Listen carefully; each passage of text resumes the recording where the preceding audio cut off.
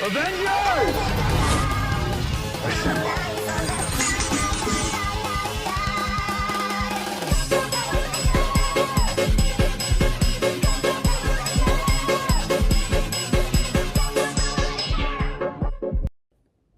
Oke, perkenalkan semuanya, nama saya Ronda Sugian dengan NIM 2410817210017.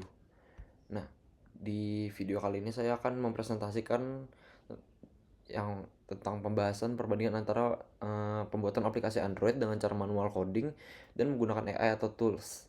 Nah, sekarang itu zamannya itu perkembangan teknologi itu cepet banget ya, termasuk dalam dunia pemrograman ini. Nah, kita tuh tidak bisa cuma bikin aplikasi dengan nulis kode sendiri dari awal kayak ngoding sendiri, tapi juga bisa pakai bantuan AI-nya. Nah, kalau kita mau nyoba itu kita harus paham perbedaan cara kerjanya, kelebihan, kekurangan, serta gimana cara kita nyikapinnya nanti. Oke, bisa langsung lanjut aja. Ini untuk yang bagian pertama itu pada buat yang metode coding manual ya. Ini di sini saya menggunakan video ini, yaitu build and publish an Android app full course with Kotlin. Nah, di metode coding manual ini developer itu bener-bener nulis semua kode itu sendiri dari awal sampai akhir. Contohnya kayak di video ini, si developernya ini bikin memory game menggunakan Kotlin dan Android Studio.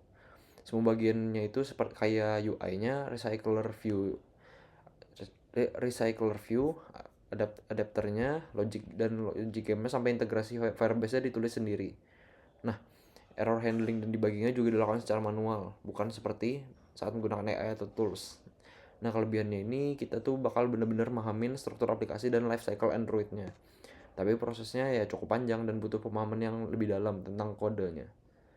Terus kita lanjut ke yang menggunakan AI atau tools. Di sini saya menggunakan tutorial dari ini akun YouTube-nya, tutorial buat aplikasi Android pakai AI lebih mudah dari Tempo-Labs. Nah, itu. Nah, ntar ini ke record. Oh ya, ini ke record. Terus tadi apa? Oh ya, nih masuk kita pakai yang menggunakan AI atau tools. Nah, beda dengan manual coding tadi, metode ini kita tuh fokus menggunakan toolsnya kayak yang di video ini, Rock AI Mobile Builder-nya yang terintegrasi dengan Expo dan React Native-nya. Nah, kita tuh cukup nulis prompt atau perintah, lalu nanti AI-nya itu bakal generate AI dan fitur.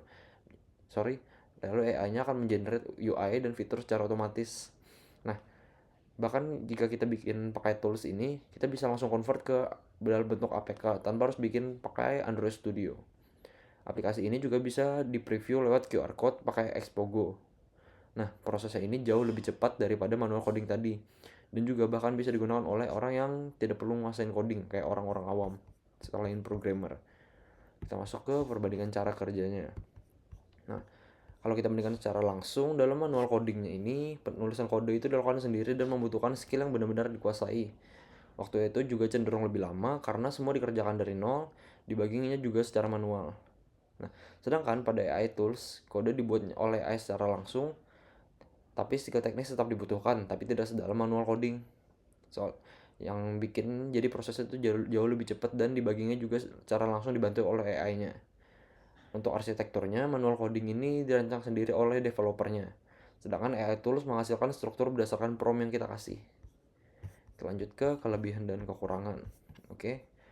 Untuk yang pertama, ya manual coding. Dia ini kelebihannya otomatis kita tuh bakal lebih paham tentang sistemnya. Kita juga punya kontrol penuh ke fitur soalnya kita yang bikin sendiri, dan otomatis bakal lebih stabil untuk proyek jangka panjang atau skala besar. Soalnya misal ada contoh maintenance, kita sudah tahu di mana yang perlu diperbaiki atau perlu ditambahkan. Soalnya kita juga yang balik lagi kita yang bikin sendiri. Nah, tapi kekurangan itu ya prosesnya lama bikinnya. Terus butuh spesifikasi laptop yang cukup tinggi, soalnya namanya bikin aplikasi Android itu berat ya. Nah, dan juga manual coding ini jauh jauh lebih kompleks apalagi untuk pemula. Kebalikannya, kalau menggunakan AI tools itu biasa lebih cepat, praktis, dan nggak perlu coding detail. Dan paling cocok untuk prototype dasar lah yang butuh cepet. Nah, tapi bila kita pakai AI tools ini masih sering terjadi error, Terus dia tuh nggak selalu stabil dan harus ada ketergantungan ke AI tools yang digunakan. Contoh, jika kita pakai tools tertentu, nanti jika kita menggunakan tools yang lain, hasilnya akan tidak konsisten atau berbeda dengan prompt yang kita kasih. Terus kita masuk ke pendapat dan saran. Nah, menurut saya ini AI ini emang sangat bantu ya buat mempercepat proses development. Tapi manual coding itu juga tetap penting karena dia tuh ngasih fondasi atau fundamental ya buat kita sebagai developer terus belajar. Nah, tapi tools AI saat ini tuh masih belum sepenuhnya stabil buat sistem yang kompleks dan jangka panjang. Nah, karena itu saran saya itu daripada kita memilih salah satu, lebih baik langsung aja kombinasikan keduanya. Jadi AI itu kita gunakan buat mempercepat prosesnya, tapi keputusan teknis dan pemahaman sistemnya tetap harus ada di tangan kita sebagai programmer. Itu sih. Lalu kita masuk ke pertanyaannya. Apakah penting mengenalkan Android atau Kotlin sejak dini? Nah, kalau menurut saya ya ini. Kalau menurut saya cukup penting sih.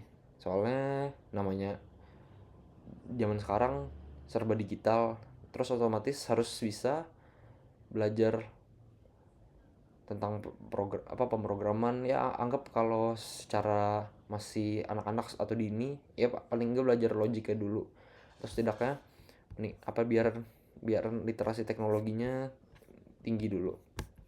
Kita lanjut ke ini ya, nih penting ya, ini tadi sih penting soalnya ya itu tadi teknologi berkembang, terus namanya bikin itu harus mindset logiknya harus ditetapkan duluan. Terus untuk buat memulai namanya masih dari dini ya, secara logik nggak perlu langsung ke level yang kompleks. Bisa kita mulai dengan kayak belajar logik dasar pemrogramannya dulu, lalu bisa juga pakai tools visual atau AI buat bantu memahami konsepnya. Oke, kita masuk ke terakhir, kesimpulan.